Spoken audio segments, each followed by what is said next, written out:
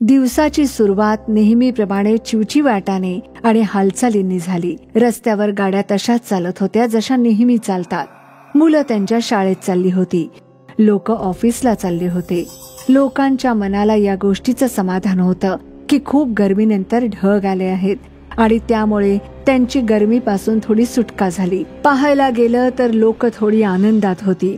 त्यांच्या आनंदाला लवकरच नजर लागणार होती. यांना या गोष्टीची कल्पना नव्हती की कोणती गोष्ट त्यांच्याकडे वेगाने येत आहे.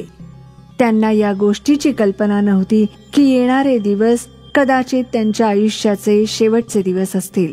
ढगांच्या गडगडण्याचा आवाज येत होता, पण त्या आवाजाच्या मध्ये बहुतेक कोणाच्या तरी किंचाळण्याचा आवाज येत होता.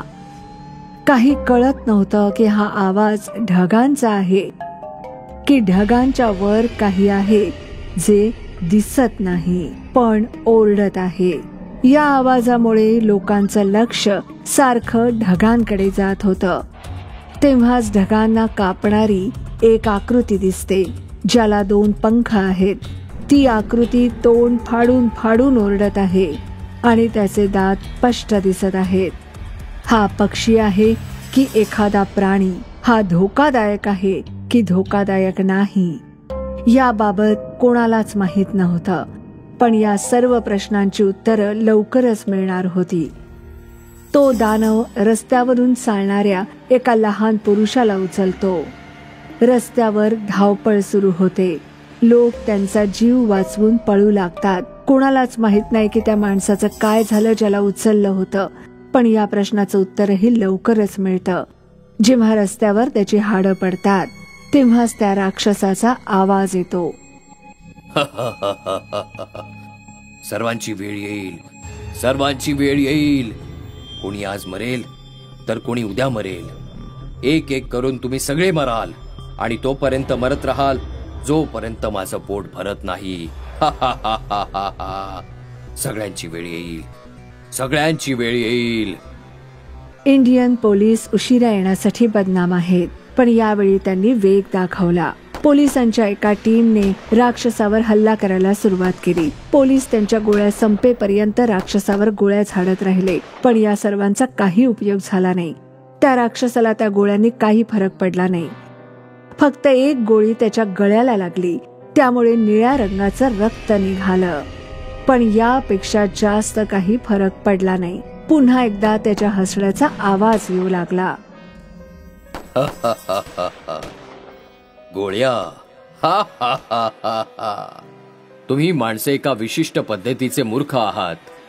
तुम्ही त्या प्राण्यावर गोळ्या मारत आहात ज्या गोळ्यांनी तो मरणारच नाहीये.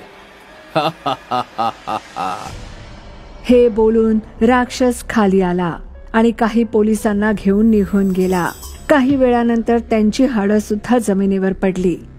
ही घटना पाहून स्पेशल डिफेन्स कमिटीची मीटिंग बोलवण्यात येते, ज्यात रक्षा मंत्री RB जनरल आणि अन्य डिफेन्स एक्सपर्ट समाविष्ट आहेत. जेंटलमॅन, मला सगळी माहिती दिली गेलीये.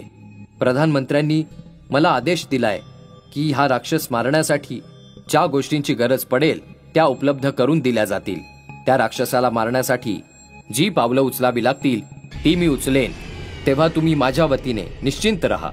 तुम्ही मला फक्त एवढं सांगा की तुम्हाला कोणती गोष्ट हवी आहे. तुमच्याकडे या समस्येचा सामना करण्याचा काय पर्याय आहे.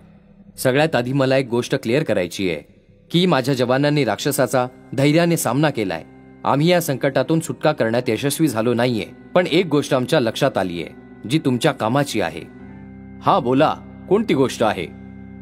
सर, असं आहे, आम्ही याच्यावर पूर्ण पोलीस विभागाच्या गोळ्या खर्च केल्यात, पण काहीही फरक पडला नाही. पण एक गोळी त्याच्या गळ्यावर लागली आणि त्याचं रक्त आलं जे निळ्या रंगाचं होतं. मला असं वाटतंय की या प्राण्यामध्ये जर काही कमी असेल तर ती त्याच्या गळ्यात आहे.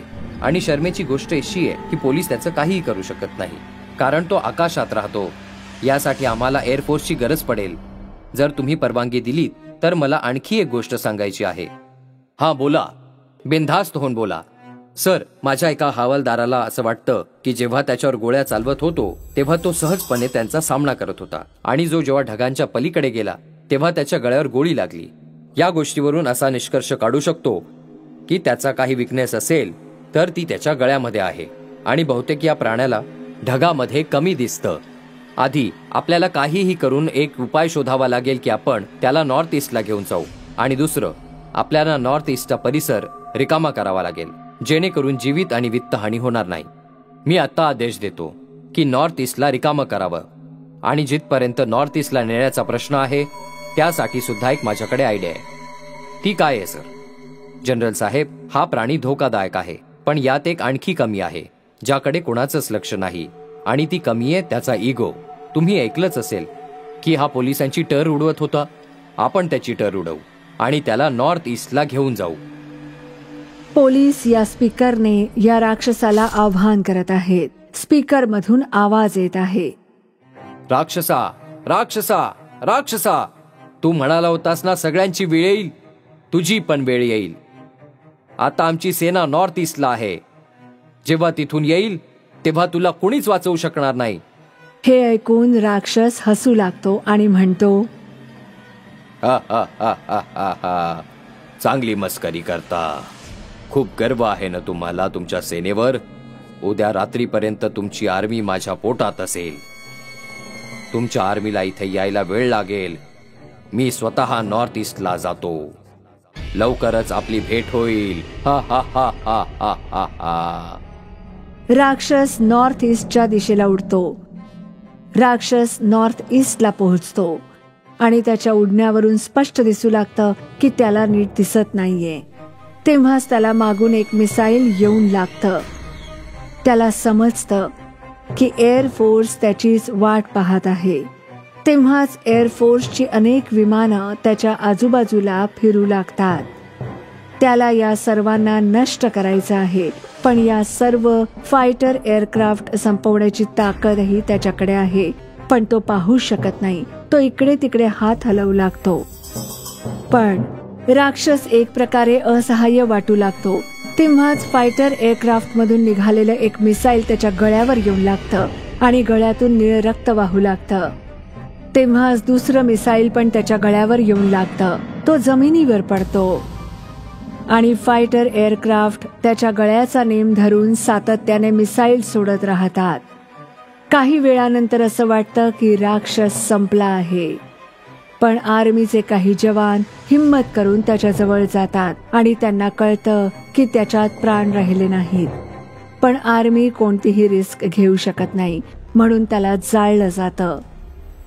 आणि तो राक्षस ज्याने काही दिवसांपूर्वी जगात मृत्यूचा निरोप आणला होता, आज सर्वांसमोर हळूहळू राख बनत चालला आहे.